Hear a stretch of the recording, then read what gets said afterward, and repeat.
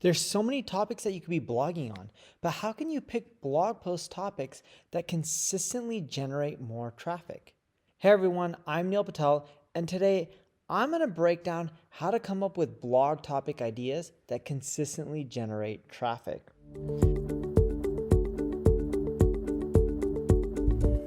Before we get started, make sure you subscribe to this channel, and if you're on YouTube, click the alert notification.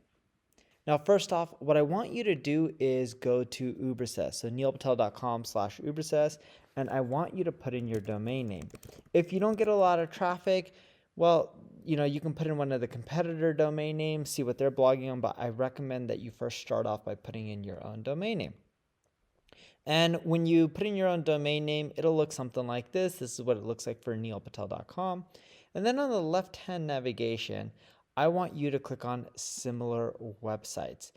This breaks down all the other similar websites that are related to yours, right? So when you put in your URL, it'll allow you to analyze your competitors. And you'll see a list here at the top. I see Forbes, WordStream, Neil Patel, which is mine, Search Engine Journal, HubSpot, Hootsuite, and there's many, many more options. What I want you to do is cross off the ones, click the X buttons to the ones that aren't that related. See, Forbes, I'm a marketing blog. They talk about many more things than just marketing. So I'm going to X that one out. And this list right here is pretty good. So what I want to do now is scroll down, and you want to look at keyword gaps. Keyword gaps shows you all the keywords that your competitors rank for that you don't rank for. And you want to go through the list. So let me start off with WordStream. So if I click View All under WordStream, this will show me the keyword gaps for WordStream. Now, some of these keywords don't get tons of traffic. Some of them do. And, presentations. So presentations, marketing, they go well together. Podcast advertising, look at the CPC on that one. So I'll look at podcast advertising here. And what then I want you to do is Google for podcast advertising. You'll see if you rank. I look, my buddy Eric ranks high up. WordStream ranks there. Marketing Land. I don't see neilpatel.com. And it doesn't mean that I don't have a blog post on podcast advertising. This is why I'm scrolling a little bit just to make sure to see if I have a post on podcast advertising. Because if I don't, I can then write an article on podcast advertising. Next, you'll want to go into your own WordPress backend or your blogging backend and search for posts with that term. So I'm going to search for podcast advertising. I have tons of content here, as you can see, 7,100. Podcast through paid ads, how to promote your podcast through paid ads. That's not on podcast advertising, how to get podcast sponsors.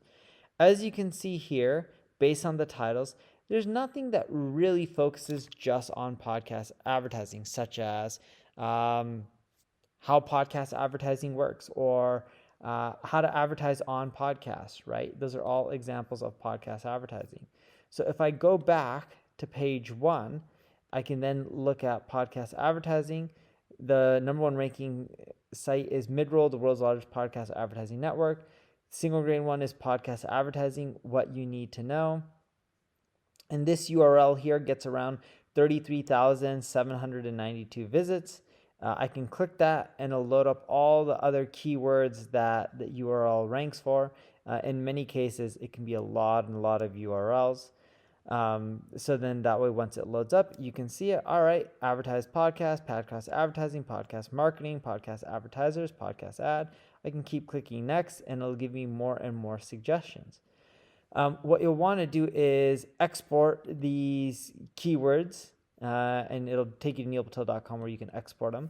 And once you export them, you'll have a list of keywords that you can include in your blog posts. So now I know, look, Eric's getting a lot of traffic for podcast advertising. This one's getting 15,000. And it's not all about if you rank at the top, you get the most traffic. As you can see here, this one ranks higher, gets 15,000. This one ranks here. Second, it gets 33,000. The reason being is the second one is going after more keywords, more than just podcast advertising. EX, as I showed you here, podcast ad or podcasting marketing, right? These are all other variations that can also drive traffic as well. And then what I want you to do, if you actually don't have this, actually a quick step you can take is you just Google Ubersuggest Chrome extension. It's the first result here. If you install that, you can install it, and then that way whenever you do Google searches like I did, you'll end up getting the traffic estimation right here, which is the estimated visits for that specific URL. And the WordStream one, as you can see, which is where I got the idea from, gets 5,700. So you can go through a few of them and it'll give you ideas. And then I'll also want you to load up the actual blog post. So this one is on single grain. I'll load it up. Let me load up the WordStream one. Let's see who else gets decent traffic. Some of these don't get much traffic, 2,000, 1,000. This one gets 15,000. And the reason you want to load up the bigger ones is keep in mind, you may not always rank as high as other people. Sadly, no matter how good you are at SEO, a lot of it has to do with content quality and factors that you can't control, such as relevancy, how much authority your site has in the niche. But what you'll want to do is you'll want to load up a few of the blog posts. So here's a single grain one, podcast advertising, what you need to know. And it's pretty thorough. I would take much more time reading it to see what they're doing really well. And then I can end up trying to create a better version of it. And then let me go to the WordStream one, podcast advertising 101, 4 tips to get you started. Similar, I would just go through the whole process, see what they're doing that's unique, and just try to create a better version. The mid-roll one, this is more so like a landing page that just talks about how they're a podcast advertising network. So I wouldn't copy this one. And even these, I wouldn't copy them. I would try to create better versions of it, right? So you want to poke holes. What is their content not covering? Is it up to date?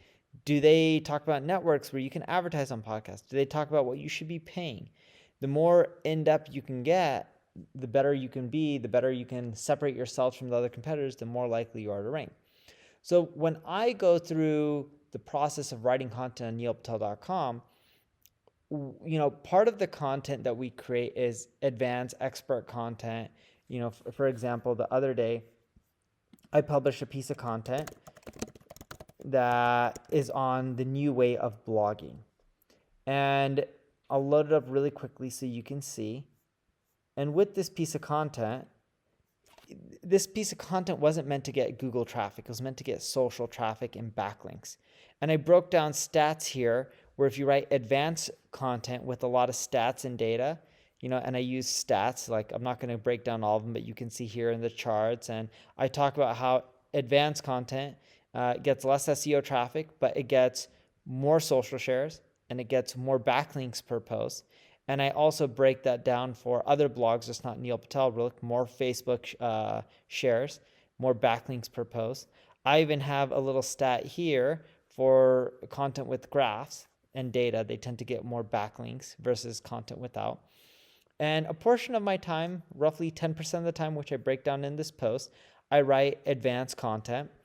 But 40% of the time, what we do is we use this process that I broke down in Ubersuggest, where let me go back to Ubersuggest. I can't find the tab. Either way, where we use the keyword gaps, like I showed you, to write content on stuff that gets a lot of search traffic, like how-tos, how to change a toilet, how to, how podcast advertising works. And then 20% of the time we update our old content because that way Google wants to rank fresh content. So anything that's outdated, just make sure you're updating it. If it has any outdated information, change it. If there's anything irrelevant, change it. If that topic's no longer relevant, EX talking about how MySpace is a popular social network, you can either delete the post and 301 redirect it to maybe a post on Facebook. And then you would want to try to make your content better over time. When I say update it, maybe there's images that you can include, maybe there's videos that you can include to get your message across better. And then the other 30% of the time, I promote the content. As I mentioned, don't forget the marketing and content marketing. So that's how I create content that drives traffic. I really go and dig deep, see what my competitors are ranking for that I'm not. That's what the keyword gaps is all about. And then I create content around that topic. If you have any questions, leave a comment below. If you enjoyed the video, like it, share it, tell other people about it. If you want my team to just do this for you, check out my ad agency, Neil Patel Digital. And thank you for watching and thank you for your time.